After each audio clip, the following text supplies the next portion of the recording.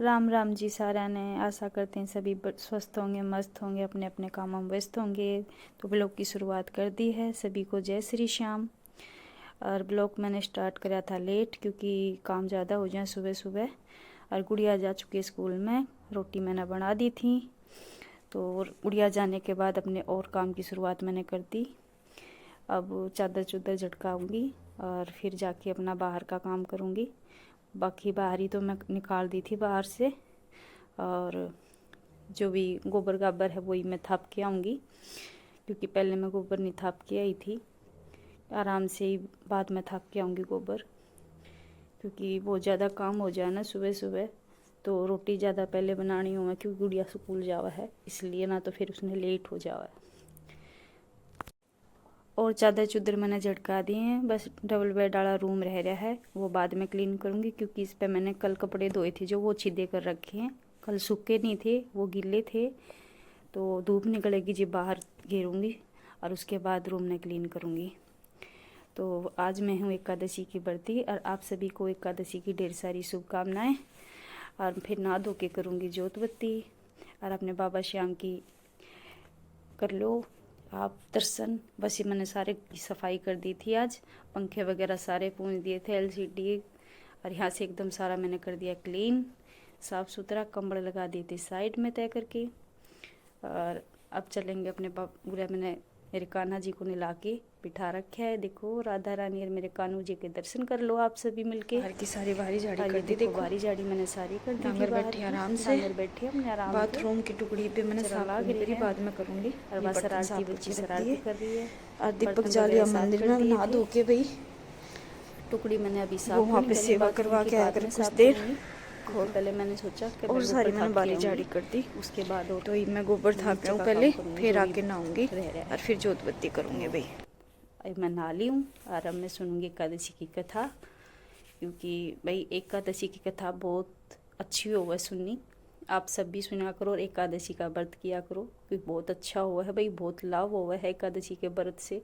सबसे श्रेष्ठ और सबसे बड़ा व्रत एकादशी का माना जाए। अब मेरे को 15 साल होगी रखते रखते, अब भाई मेरे को बहुत लाभ हुआ है। बाबा श्याम की कृपा जो इस लायक हूँ मैं, कि उन्होंने भाई इतना वो दिया कि मैं एकादशी का व्रत करूँ। इंद्रदेव की सभा में उत्सव चल रहा था, जिसमें सभी देवता और संत आदि उपस्थित थे। उस उत्सव में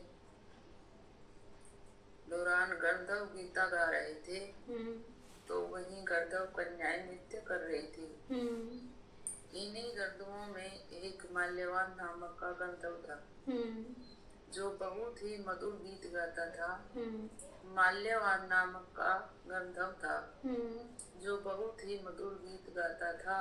वही गंधर्व कन्याओं में पुष्यवती नामक की रूपवान नृत्यगान हुई थी।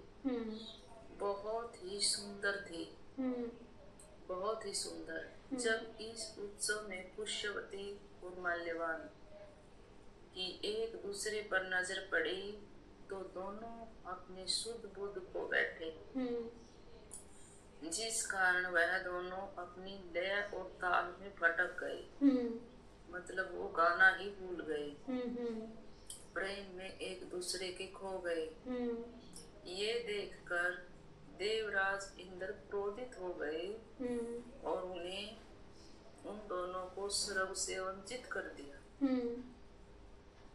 वंचित होकर पृथ्वी पर पिशाचों सा जीवन जीने का श्राप दे दिया। इंद्रदेव द्वारा दिए गए श्राप के प्रभाव से दोनों प्रेत योनि को प्राप्त हो गए। इसके बाद माल्यवान पर्वत पर एक वृक्ष पर रहते हुए अपने कष्ट भोगने लगे। पिशाच जीवन अत्यंत दुखदायी था, जिस कारण वो दुखी रहने लगे। एक दिन माघ मास के शुक्ल पक्ष की एकादशी तिथि को उन दोनों ने शिव फलाहार किया, और सारा दिन सारी रात वे भगवान से प्रार्थना करते हुए अपनी भूल के लिए पश्चाताप कर रहे थे। इंद्र की वजह से उन दोनों की दंड की वजह से उन दोनों की मृत्यु हो गई। भगवान का सिमरण करते करते, क्योंकि उन्होंने जाने अनजाने में ही सही लेकिन जया एकादशी का व्रत पूरा किया और रात को भगवान का जागरण किया। इससे उन्हें पिशाच योनि से मुक्ति मिल गई थी और इस तरह दोनों को फिर स्वर्ग लोक की प्राप्ति हुई। तभी से जया एकादशी व्रत का फायदा बढ़ता चला गया। इसलिए जया एकादशी का व्रत बहुत ही फलदायी है। हर पाप को नष्ट करने की शक्ति है जया एकादशी के व्रत में। जो भी इस व्रत को करेगा सब पापों से मुक्त हो जाएगा और स्वर्ग की प्राप्ति हो जाएगी।